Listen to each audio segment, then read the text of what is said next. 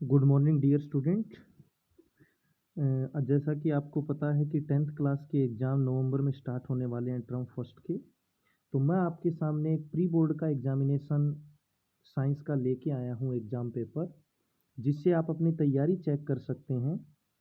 मैंने इसमें एक्सप्लेनेशन के साथ सारे आंसर आपके साथ शेयर किए हैं। तो बिना टाइम वेस्टिंग के हम स्टार्ट करते हैं क्वेश्चन पेपर। तो बच्चों, आपको पता है कि आपके क्वेश्चन पेपर में 60 क्वेश्चन आने हैं, जिसमें आपके 3 सेक्शन होंगे, 24, 24, 12, जिसमें से आपको कोई भी 50 क्वेश्चन करने हैं और एक क्वेश्चन आपका 0.8 मार्क्स का होगा। ये बात करते हैं तो क्वेश्चन नंबर फर्स्ट लेते हैं सबसे पहले, जो इस प्री बोर्ड में आया है। Which one of the given process involves chemical reaction. आपको इसमें बताना है केमिकल रिएक्शन कौन सी है। आपके सामने स्क्रीन पे ऑप्शन आपको दे रखे हैं। ऑप्शन ए है storing of oxygen gas under pressure in a gas cylinder, keeping control in a china dish in the open, liquefaction of air, and last option है heating copper wire in the presence of air at high temperature. तो बच्चों, आपका right option है option D, heating copper wire in the presence of air at high temperature. Physical change, chemical change आप अच्छे से जानते हो, केमिकल चेंज जो रिवर्सेबल नहीं होते। चलते हैं सेकंड क्वेश्चन पे। क्वेश्चन नंबर सेकंड है, which among the following reaction is accordance to the law of conservation of mass. तो बच्चों, law of conservation of mass होता है जहां रिएक्टेंट और प्रोडक्ट के जो मॉलिक्यूल्स हैं वो हमेशा इक्वल होते हैं। तो आपको कुछ नहीं करना है इस रिएक्शन में, सिर्फ ये देखना है कि जैसे रिएक्टेंट में अगर कैल्शियम 1 है, ऑप्शन ए की बात करें, तो प्रोडक्ट में भी कैल्शियम का एक ही एटम होना चाहिए। देखिए यहाँ पे ऑप्शन ए में कैल्शियम का एक एटम है रिएक्टेंट में, लेकिन प्रोडक्ट में 2 है। इट मीन्स ये आंसर आपका रॉन्ग होगा। तो इस हिसाब से आप चेक करेंगे तो आपका ऑप्शन सी जो दे रखा है आपको, BaCl2 L2SO4 3 AlCl3 BaSO4, इसमें आपका एटम्स हैं वो इक्वल हैं रिएक्टेंट टू द प्रोडक्ट। तो लॉ ऑफ कंजर्वेशन को ये फॉलो करता है। राइट ऑप्शन होगा ऑप्शन सी। चलते हैं बच्चों क्वेश्चन नंबर थर्ड पे। क्वेश्चन नंबर थर्ड है, the following reaction is an example of. आपको एक रिएक्शन दे रखी है अमोनिया का, यहाँ पे कंबक्शन हो रहा है, जिसमें NO और H2O बन रही है। तो कंबसन रिएक्शंस जो होती हैं, यहाँ पे आपको क्लियरली दिख रहा है कि एक तो अमोनिया में H का डिस्प्लेसमेंट होता है। तो यहाँ पे ये किस टाइप की रिएक्शन है, एक तो डिस्प्लेसमेंट रिएक्शन है। इसके अलावा बच्चों आपको दिख रहा होगा कि हाइड्रोजन का रिमूवल हो रहा है और ऑक्सीजन ऐड हो रही है। इट मीन्स इस रिएक्शन में ऑक्सीडेशन एंड रिडक्शन दोनों रिएक्शन हो रही हैं। इट मीन्स ये रेडॉक्स रिएक्शन भी है।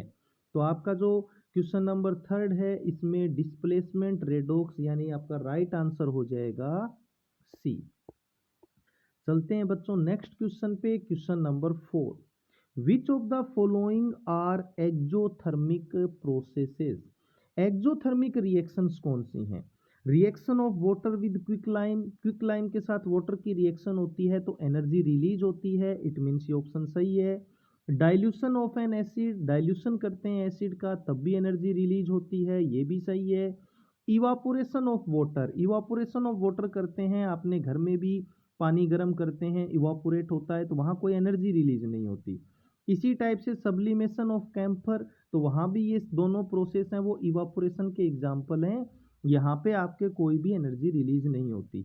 यानी आपका राइट ऑप्शन होगा 1 and 2, that is option number A में आपको 1 एंड 2 दे रखा है। ओके बच्चों, नेक्स्ट क्वेश्चन पे चलते हैं। Question number 5। क्वेश्चन पेपर थोड़ा बड़ा है, इसलिए मैं आपको थोड़ा जल्दी करवा रहा हूँ ताकि वीडियो ज़्यादा लेंथी ना हो। और हम इसमें 60 क्वेश्चन में से इस पार्ट में 30 क्वेश्चन करेंगे और अगले पार्ट में 30 क्वेश्चन करेंगे। अगला पार्ट आपको कल मिल जाएगा। क्वेश्चन नंबर 5 है, विच of the following statement about the given reaction is correct. आपको एक रिएक्शन दे रखा है, अगर आप इस रिएक्शन को ध्यान से देखें तो आयरन रिएक्ट कर रहा है H2O से। तो ये एक तरीके से आपकी लाइक कोरोजन रिएक्शन है। तो इसमें आपको देखना है, तो देखिए आपको स्टेटमेंट दे रखे हैं, iron metal is getting oxidised, iron metal है वो ऑक्सीडाइज्ड हो रहा है। Water is acting as reducing agent, and next है आपका water is acting as oxidising agent. तो बच्चों इसमें आप ध्यान से देखेंगे तो सबसे पहला जो स्टेटमेंट है कि iron metal is oxidised, iron oxidised हो रहा है क्योंकि आयरन में ऑक्सीजन जुड़ रही है, इसका मतलब फर्स्ट स्टेटमेंट है वो सही है। सेकंड आपको दे रखा है वाटर इज गेटिंग रिड्यूस, तो वाटर में यहाँ पे H2O ऑक्सीजन रिमूवल हो रहा है, इसका मतलब ये स्टेटमेंट भी सही है। Water is acting as reducing agent, तो जिसका खुद का ऑक्सीडेशन हो रहा है वो ऑक्सीडाइजिंग एजेंट होता है न कि रिड्यूसिंग एजेंट, यानी कि थर्ड है वो गलत है। फोर्थ ऑप्शन है वो सही है, इसका मतलब आपका राइट ऑप्शन हो जाएगा सी, यानी कि first second and fourth option आपके सही है। नेक्स्ट क्वेश्चन है बच्चों question number 6। An element's X on exposure to moist air turns reddish brown and a new compound Y is formed. The substance X and Y are. तो बच्चों जब moist air यानी iron जब है वो water and air से reaction करता है तो रस्टिंग ऑफ आयरन होता है और वो रेडिश ब्राउन कलर में चेंज होता है, सभी आप जानते हैं, फर्स्ट चैप्टर में हमने पढ़ा है। तो इसमें राइट ऑप्शन हो जाएगा ऑप्शन ए, एक्स है Fe एंड Fe वाटर और ऑक्सीजन के साथ रिएक्शन करके Fe2O3 फॉर्म करता है, that is corrosion of iron या rusting of iron. Question number 7 पे चलते हैं बच्चों। Which of the following gases can be used for storage of fresh sample of oil for a long time? तो बच्चों जो भी ऑयल के प्रोडक्ट होते हैं उनमें हम ऑक्सीजन गैस का यूज नहीं करते क्योंकि ऑक्सीडेशन से खाना स्पॉइल हो जाता है।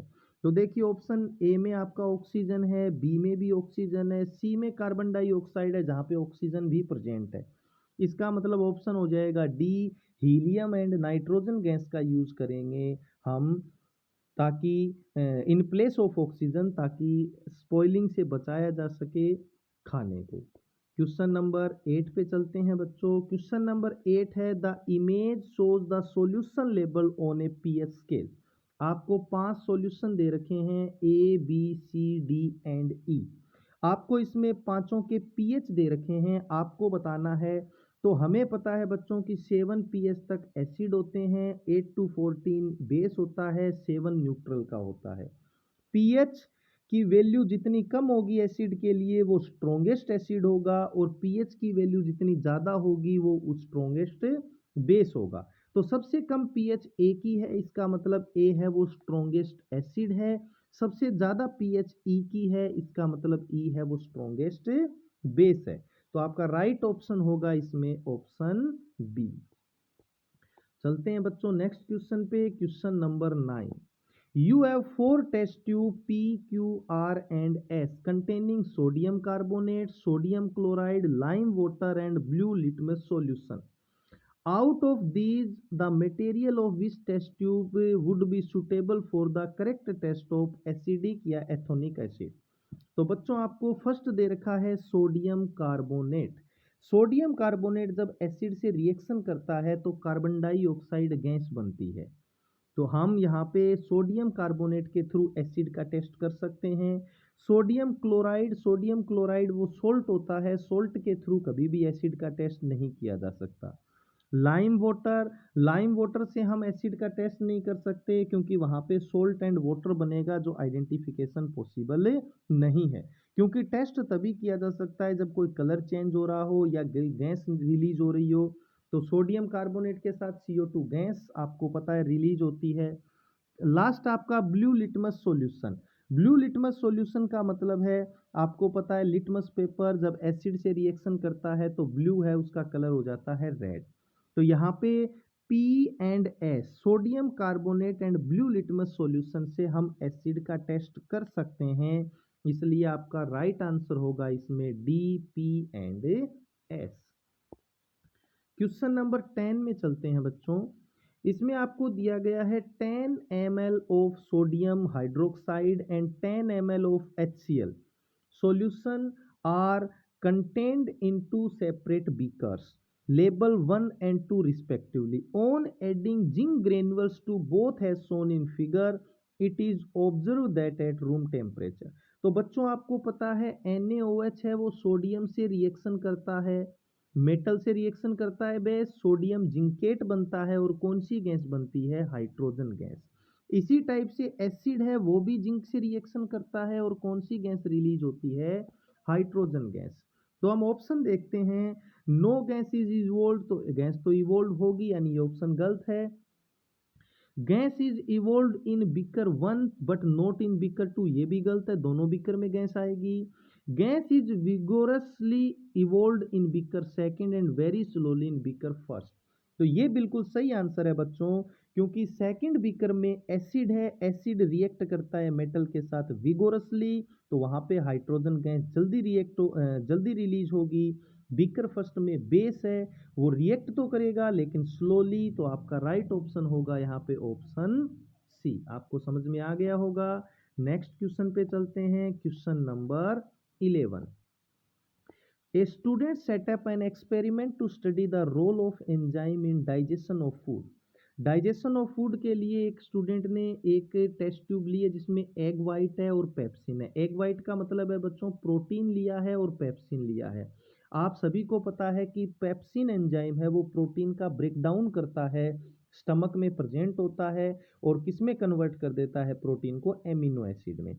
सेकेंड टेस्ट ट्यूब ली है जिसमें egg white, pepsin and HCl लिया है।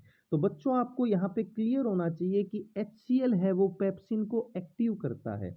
कोई भी एंजाइम एक्टिव कंडीशन में नहीं होता, उसको एक्टिव करने के लिए दूसरा कुछ प्रोडक्ट यहाँ पे प्रेजेंट होता है। जैसे स्टमक की बात करें तो वहाँ पेप्सिन एंजाइम होता है, उसको एक्टिव करता है पहले HCl, फिर वो प्रोटीन का ब्रेक डाउन करेगा। यानी बी जो होगी वहाँ पे प्रोटीन का ब्रेक डाउन होगा, ए में प्रोटीन का ब्रेक डाउन नहीं होगा, क्योंकि पेप्सिन इनएक्टिव कंडीशन में है, इसको एक्टिव करने के लिए HCl प्रेजेंट नहीं है।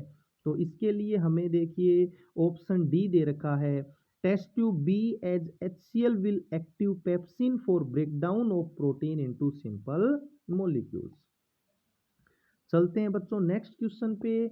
इन the given activity the lime water of which test tube will get milky faster. तो आपको पता है कि CO2 जब होगी लाइम वाटर के साथ रिएक्शन करेगी तो वो मिल्की हो जाता है। तो फर्स्ट में पिचकारी से CO2 दी जा रही है और सेकंड में आपको एक ह्यूमन बीइंग दे रखा है जो ब्लो कर रहा है एयर को। तो हम कंप्लीटली CO2 गैस को क्या कर रहे हैं, इसमें रिलीज कर रहे हैं, जबकि यहाँ पे मिक्सचर ऑफ गैस हो रहा है, इसलिए CO2 कंप्लीटली हम ब्लो कर रहे हैं, क्योंकि हमारे अंदर केवल CO2 गैस ही फॉर्म होती है। हम एक्सेल CO2 गैस को करते हैं। तो यहाँ पे जो मिल्की होगा वो कौन से टेस्ट ट्यूब में जल्दी होगा, बी में, यानी आपका ऑप्शन हो जाएगा ऑप्शन बी। नेक्स्ट बच्चों चलते हैं क्वेश्चन नंबर 13 पे। क्वेश्चन नंबर 13 दिया गया है आपको, the table shows the characteristic of blood vessels. तो बच्चों ब्लड वेसल्स है वो आपको पता है 4 टाइप की हैं, vena cava, aorta, pulmonary vein and pulmonary artery. सबसे पहले ऑक्सीजन की कंसंट्रेशन हाई।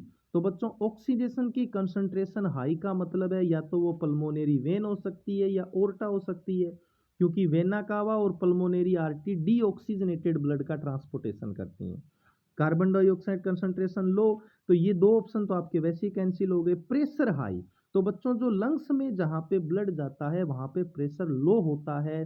प्रेशर हाई तब होता है जब हमें ऑर्गन में ब्लड को सप्लाई करना होता है। तो राइट ऑप्शन हो जाएगा आपका ऑप्शन सी, ओर्टा। नेक्स्ट है आपका बच्चों question number 14, choose the correct pathway of urine in our body. तो यूरिन का पाथवे बच्चों बिल्कुल स्टूडेंट ने पेपर में सही लगा रखा है, किडनी के बाद यूरेटर, यूरेटरी के बाद यूरेनरी ब्लेडर और लास्ट में आपका होता है यूरेथ्रा। तो ऑप्शन सही होगा आपका ऑप्शन बी। नेक्स्ट क्वेश्चन पे चलते हैं, question number 15, in which of the following groups of organism food materials is broke down outside the body and absorb. तो यहाँ पे बच्चों आपका राइट ऑप्शन है option B, yeast mushroom and bread moulds, ये आपका राइट ऑप्शन होगा। चलते हैं नेक्स्ट क्वेश्चन पे, question number 16, which of the following statements are true about respiration. तो यहाँ पे देखिए during inhalation ribs move inward, नहीं आउटवर्ड्स करती हैं, तो ये आपका ऑप्शन गलत है। In the alveoli exchange of gases takes place। तो ये आपका ऑप्शन है वो फर्स्ट ऑप्शन है वो आपका 16 में देखिए फर्स्ट ऑप्शन गलत है। सेकंड ऑप्शन है एल्वोलाई है वो एक्सचेंज करती है गैसेज का, बिल्कुल सही है। थोड़ा ये क्वेश्चन टुकड़ों में आ गया है इसलिए थोड़ी आपको यहाँ दिख रहा होगा। थर्ड है haemoglobin has greater affinity of for carbon dioxide than oxygen. बिल्कुल गलत बात है बच्चों, क्योंकि हीमोग्लोबिन है वो मेनली ऑक्सीजन का ट्रांसपोर्टेशन करता है, उसके साथ जल्दी जुड़ता है। और alveoli increase surface area of exchange of gas. तो सेकंड एंड फोर्थ तो आपके सही हैं, तो आपका राइट ऑप्शन होगा यहाँ पे ऑप्शन डी। अगर आप इस क्वेश्चन का स्क्रीनशॉट लेना चाह रहे हैं तो जल्दी से ले लीजिए, क्योंकि फिर नीचे ये क्वेश्चन दो पार्ट में हो गया है। क्वेश्चन नंबर 17 है बच्चों, an object is placed 20 centimetre in front of a plane mirror. एक प्लेन मिरर है, यहाँ पे इसके 20 सेंटीमीटर पे आपका कोई ऑब्जेक्ट रखा गया है। The mirror is moved 2 centimetre towards the object, the distance between the position of the original and final image seen in the mirror.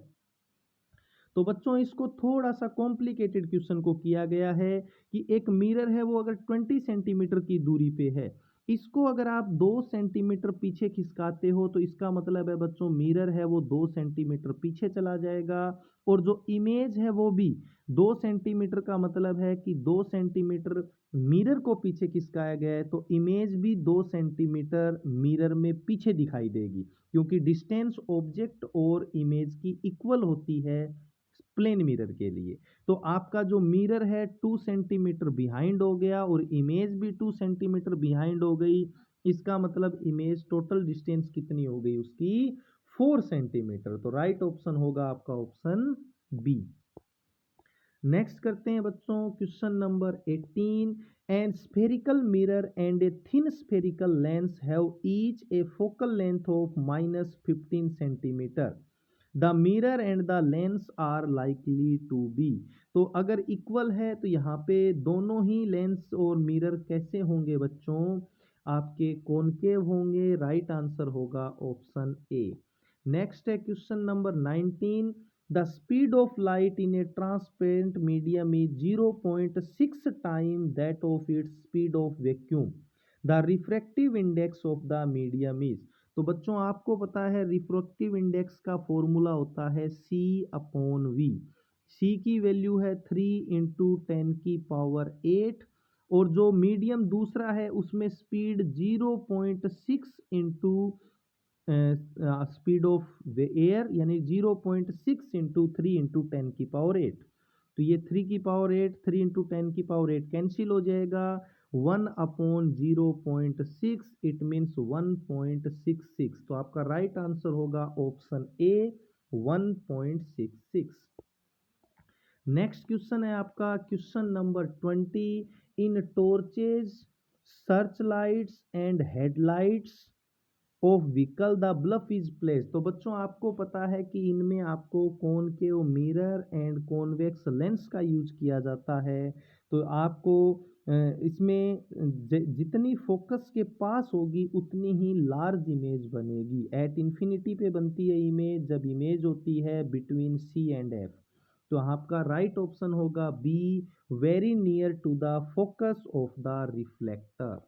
चलते हैं नेक्स्ट क्वेश्चन पे, question number 21, if the central portion of a convex lens is wrapped in a black paper as shown in the figure, तो क्या effect होगा। तो बच्चों आपको पता है अगर लेंस का कोई भी पार्ट ब्लैक पेपर से अगर आपने वहाँ पे रेप्ड कर दिया तो ब्राइटनेस में कमी आती है, इसके अलावा वहाँ पे कोई चेंज नहीं होता, इमेज फुल बनेगी। इसका मतलब राइट ऑप्शन होगा option B, the full image will be formed but it will be less bright.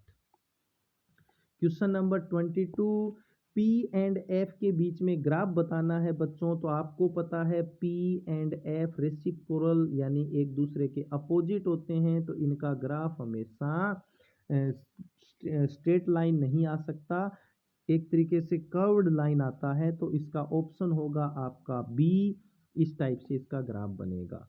आप वैल्यू पुटअप करके ग्राफ बना के देख सकते हैं। नेक्स्ट क्वेश्चन है क्वेश्चन नंबर 23।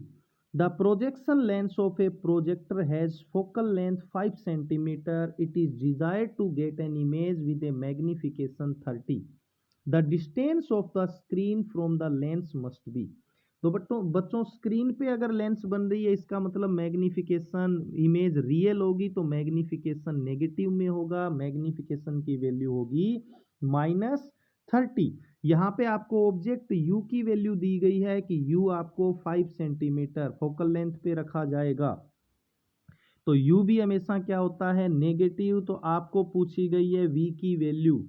तो बच्चों m होता है v अपॉन u लेंस के लिए, m की वैल्यू है 30 इंटू -30 इंटू -5, इसका मतलब है 150 सेंटीमीटर, और अगर मीटर में कन्वर्ट करेंगे तो 1.5 मीटर, यानी आपका राइट ऑप्शन हो जाएगा ऑप्शन सी 1.5 मीटर। नेक्स्ट आप देखिए क्वेश्चन नंबर 24, बहुत ही इजी क्वेश्चन दिया है कि जब डिस्पर्सन ऑफ लाइट होती है तो आपको पता है बच्चों कि सबसे लास्ट में जो लाइट होगी जिसका वेवलेंथ सबसे कम होगी वो होती है वॉयलेट कलर की, सबसे ऊपर होती है रेड कलर और बीच में होता है ग्रीन कलर, यानी आपका राइट ऑप्शन हो जाएगा यहाँ पे ऑप्शन बी। चलते हैं नेक्स्ट क्वेश्चन पे, क्वेश्चन नंबर 25। ये आपका सेकंड है, सेक्शन बी है जिसमें 24 में से आपको 20 क्वेश्चन करने हैं। फर्स्ट है आपका, आपको मैच करना है। तो देखिए यहाँ पे क्वेश्चन में आपको दे रखे हैं कॉलम 1 एंड कॉलम 2। तो देखिए आपको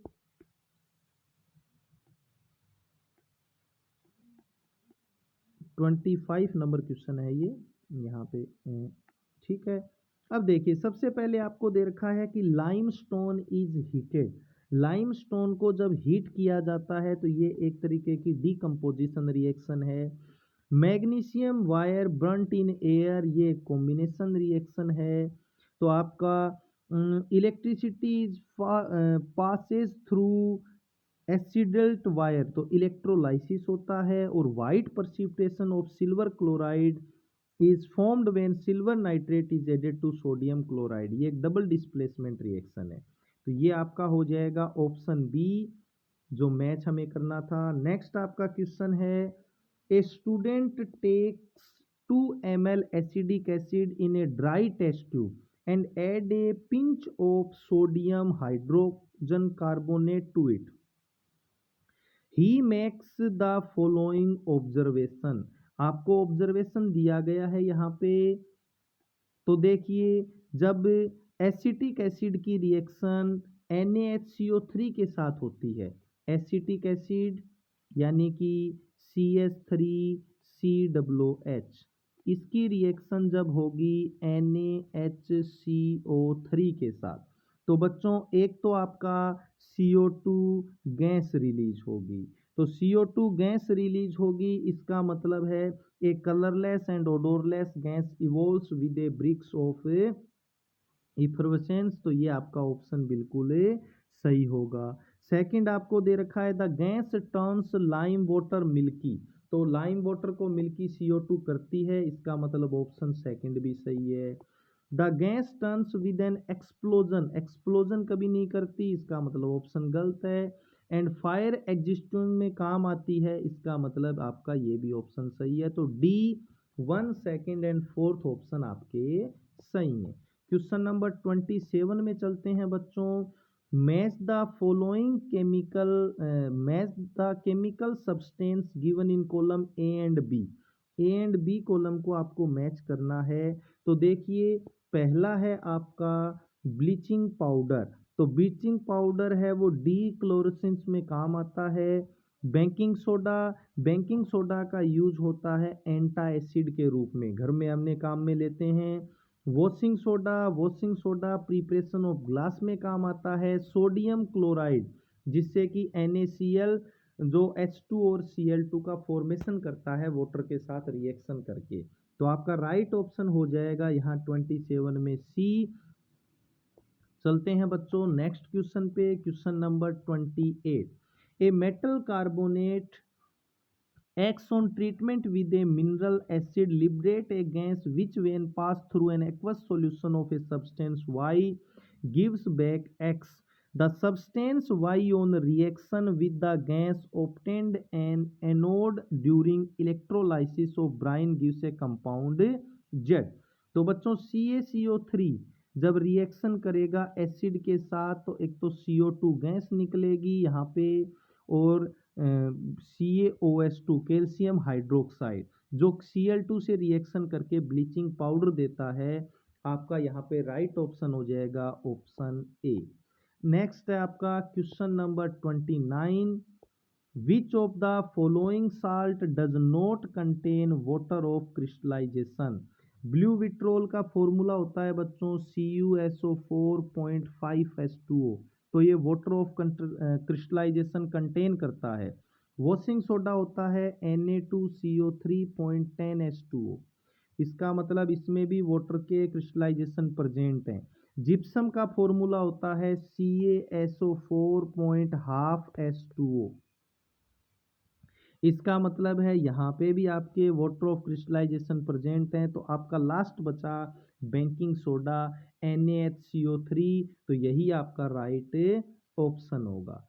क्वेश्चन नंबर 30 है आपका, calamine is used to reduce the irritating effect of ant bite. Ant bite जिसमें कि बच्चों एसिड होता है, और वो भी कौन सा एसिड होता है, फॉर्मिक एसिड। केलेमाइन है वो जिंक ऑक्साइड और आपका फेरस ऑक्साइड का एक मिक्सचर होता है जो जिंक कार्बोनेट को फॉर्म करता है, जो एसिड के साथ रिएक्शन करके इसका न्यूट्रलाइज कर देती हैं। तो राइट आंसर होगा फॉर्मिक एसिड जो आंट बाइट में प्रेजेंट है, एंड जिंक कार्बोनेट जो कालामाइन का पार्ट है। तो ये बच्चों आपके 30 क्वेश्चन हो गए। वीडियो बहुत ज़्यादा बड़ी बन रही है, इसलिए इसको 2 पार्ट में बनाएंगे। नेक्स्ट 30 क्वेश्चन की वीडियो आपको कल तक मिल जाएगी। आपको अगर किसी क्वेश्चन में प्रॉब्लम है तो आप मुझे पूछ सकते हैं। कल की वीडियो के साथ आपका क्वेश्चन पेपर भी फर्स्ट कमेंट में अपलोड कर दिया जाएगा, आप वहां से देख लें। किसी क्वेश्चन का आंसर आपको नहीं आ रहा है तो आप पूछ लें वीडियो के कमेंट में। वीडियो को लाइक कर दें और अपने दोस्तों के साथ भी शेयर कर दें, और चेक करें कि आपकी कैसी तैयारी है, आपके कितने नंबर आ रहे हैं। जल्दी दूसरा प्री बोर्ड लेके मैं हाजिर होऊंगा, इसका भी दूसरा पार्ट और दूसरे प्री बोर्ड के साथ। तब तक के लिए बाय, धन्यवाद।